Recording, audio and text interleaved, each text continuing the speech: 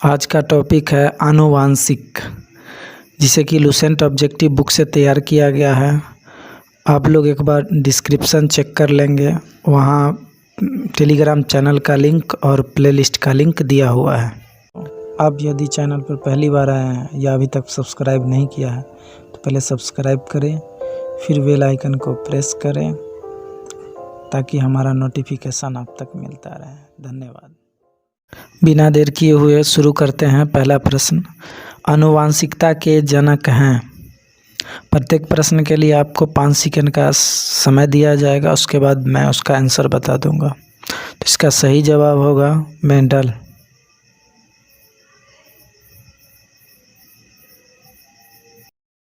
अगला सवाल, आनुवांशिकी इकाई है।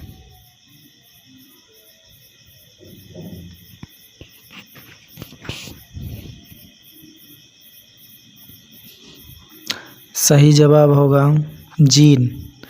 जीन जो है आनुवांशिकी इकाई है। अगला प्रश्न, आनुवांशिक यूनिट अर्थात जीन होते हैं। आनुवांशिक यूनिट अर्थात जीन होते हैं। सही जवाब गुणसूत्रों में। अगला प्रश्न, जीन है। जीन है, जीन क्या है? तो इसका सही जवाब होगा डीएनए का एक भाग। अगला सवाल, सबसे पहले प्रयोगशाला में जीन का संश्लेषण करने वाले वैज्ञानिक हैं। सबसे पहले प्रयोगशाला में जीन का संश्लेषण करने वाले वैज्ञानिक हैं। सही जवाब होगा खुराना, हरगोविंद खुराना, जो कि भारतीय थे। अगला सवाल, एक जीन एक एंजाइम सिद्धांत किसने दिया था? एक जीन एक एंजाइम का सिद्धांत किसने दिया था? तो सही जवाब होगा सी, वीडल व टैटम ने। अगला प्रश्न, जीन को व्यक्त किया जा सकता है। जीन को व्यक्त किया जा सकता है। आनुवांशिकता की इकाई डीएनए का एक भाग, ऊपरी वर्तन की इकाई। तो इसका सही जवाब होगा उक्त सभी की तरह।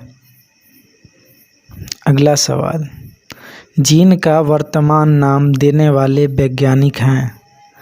जीन का वर्तमान नाम देने वाले वैज्ञानिक हैं। इसका सही जवाब होगा जोहानसन। अगला सवाल, कोशिका में पाए जाने वाला आनुवांशिक पदार्थ है। कोशिका में पाए जाने वाला आनुवांशिक पदार्थ है। सही जवाब होगा डीएनए। अगला सवाल, प्रयोगशाला में सबसे पहले डीएनए का संश्लेषण किया था। किसने किया था? तो इसका भी सही जवाब होगा डॉक्टर खुराना ने किया था प्रयोगशाला में सबसे पहले डीएनए का संश्लेषण। अगला सवाल, डीएनए का डबल हेलिक्स मॉडल किसने दिया?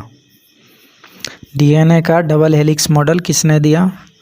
इसका सही जवाब होगा वाटसन व क्रिक ने। अगला सवाल, माता पिता के गुण उनकी संतानों में किसके द्वारा स्थानांतरित होते हैं? इसका सही जवाब होगा गुणसूत्र द्वारा।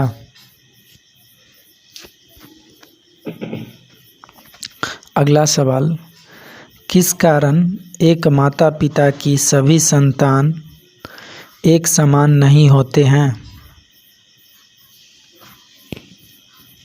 इसका सही जवाब होगा सी, आनुवांशिक भिन्नता तथा वातावरण की भिन्नता दोनों के कारण जो होते हैं माता पिता के सभी संतान एक समान नहीं होते हैं।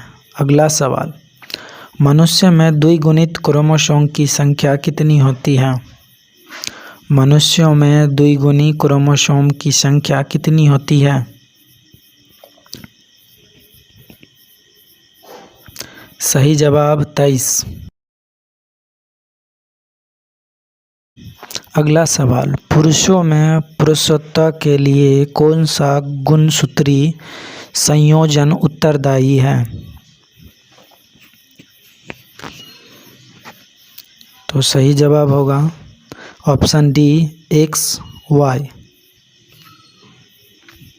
अगला सवाल, एक सामान्य शरीर कोशिका में गुणसूत्रों की संख्या कितनी होती है? एक सामान्य शरीर कोशिका में गुणसूत्रों की संख्या कितनी होती है? इसका सही जवाब होगा डी 46।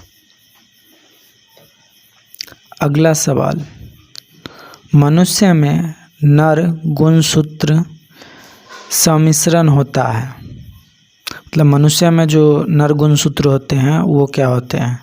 तो इसका सही जवाब होगा ऑप्शन बी XY, और मादा में जो होते हैं XX गुणसूत्र होते हैं। अगला सवाल, नवजात शिशु के लिंग का निर्धारण किससे वंशागत हुए गुणसूत्र द्वारा किया जा सकता है? मतलब नवजात शिशु का लिंग निर्धारण होता है, उसमें जो होता है किसका गुणसूत्र का योगदान होता है? तो इसका सही जवाब होगा पिता। अगला सवाल, एक सामान्य मानव शुक्राणु में ऑटोसोम की संख्या कितनी होती है? एक सामान्य मानव शुक्राणु में ऑटोसोम की संख्या कितनी होती है? जो एक समान होते हैं, उसका सही जवाब होगा 22 जोड़ी। अगला सवाल, मनुष्य में कौन से क्रोमोसोम के मिलने से बालक का जन्म होता है? तो इसका जो होगा, जब पुरुष का X और स्त्री का X मिलता है तो लड़की बनती है, और पुरुष का Y व स्त्री का X मिलता है तो लड़का बनता है। अगला सवाल, निम्न में कौन एक लिंग संलग्न रोग है? मतलब कहने का मतलब वंशागत हो सकता है। तो इसका सही जवाब होगा वर्णदहता। वर्णदहता जो होता है लिंग संलग्न रोग है, एक आनुवांशिक रोग है। अगला सवाल, लाल हरी वर्णदहता होने का कारण है? लाल हरी वर्णदहता जो होता है वर्णदहता, उसका कारण क्या है? तो इसका सही जवाब होगा X गुणसूत्रों की वंशागति। अगला सवाल, हीमोफीलिया में हीमोफीलिया में क्या होता है? हीमोफीलिया में क्या होता है? तो हीमोफीलिया एक ऐसा रोग है जो रक्त से संबंधित है। ये जो होता है रक्त को थक्का नहीं बनने देता है। इसका सही जवाब बी, रक्त का थक्का नहीं बनता है। अगला सवाल, मनुष्यों में लाल हरी वर्णदहता को जाना जाता है? तो इसका जो जवाब होगा, लाल हरी वर्णदहता को जो है प्रोटोनोपिया के रूप में और ड्यूटेरानोपिया दोनों के रूप में जाना जाता है, इसीलिए इसका ऑप्शन सी सही होगा। अगला सवाल, एक वर्णदहता पुरुष का विवाह दूसरे वर्णदहता पुरुष के सामान्य पुत्री से हुआ हो तो संतान में क्या होगा? इसका सही जवाब होगा सी, आधे पुत्र वर्णदहता के शिकार होंगे। अगला प्रश्न, एक वर्णांध पुरुष व सामान्य महिला की संतानों में पुत्रों की वर्णदहता होने की संभावना है? इसका सही जवाब होगा 0। पुत्र नहीं होगा बल्कि पुत्री होगा अगर पुरुष वर्णदहता है और महिला सामान्य हो तो। अगला सवाल, शिशु का पितृत्व स्थापित करने के लिए निम्न में से किस एक तकनीक का प्रयोग किया जाता है? इसका ओरिजिनल पिता जानने के लिए।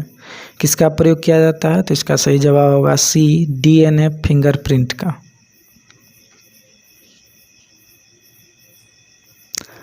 जीन शब्द किसने बनाया था? जीन शब्द है, किसने बनाया था? तो इसका जीन शब्द का ये भी पूछेगा सबसे पहला प्रयोग किसने किया था? तो यही सवाल होगा ऑप्शन बी, WL जोहानसन ने। अगला सवाल, वर्ण अंधता वाले व्यक्ति को लाल रंग दिखाई देगा। वर्ण अंधता का शिकार जो व्यक्ति है उसको वर्ण अंधता वाला मतलब दोष है, उसको लाल रंग कैसा दिखाई देगा? तो सही जवाब होगा ऑप्शन सी, हरा दिखाई देगा। अगला सवाल, एक वर्णांध पुरुष एक सामान्य महिला से विवाह करता है, वर्णांधता के लक्षण उत्पन्न होंगे उसके? सही जवाब होगा ऑप्शन डी, पुत्रियों के पुत्रों में जो होगा वर्णांधता के लक्षण उत्पन्न होंगे। अगला सवाल, निम्न में से कौन सी व्याधि आनुवंशिक है? तो कौन सी बीमारी जो है आनुवंशिक के कारण होता है? तो इसका सही जवाब होगा हीमोफीलिया। अगला सवाल, DNA अंगुली छाप तकनीक का प्रयोग किसके अनुसूचन के लिए किया जाता है? DNA फिंगरप्रिंट तकनीक जो होता है उसका प्रयोग किसके लिए किया जाता है? तो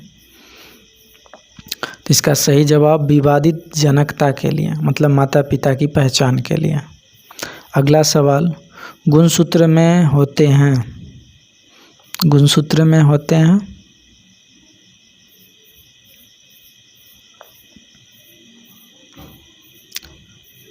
इसका सही जवाब DNA और प्रोटीन।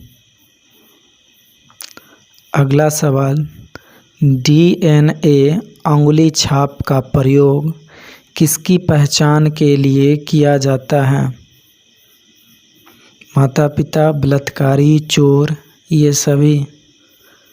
सही जवाब होगा डी, ये सभी। अगला सवाल, जीनेटिक्स निम्न में से किसका अध्ययन है? जीनेटिक्स जिसको आनुवांशिकता कहते हैं, इसका सही जवाब होगा ऑप्शन बी, आनुवांशिकता और विचरण का। अगला सवाल, लैंगिक जनन से आनुवांशिक विचरण कैसे होता है? जीन के सम्मिश्रण से, क्रोमोसोम में बदलाव से, जीन के मिश्रण से, उपरोक्त सभी? तो इसका सही जवाब होगा उपरोक्त सभी। लैंगिक जनन से आनुवांशिक विचरण जो होता है जीन के सम्मिश्रण से, क्रोमोसोम के बदलाव से, जीन के मिश्रण से।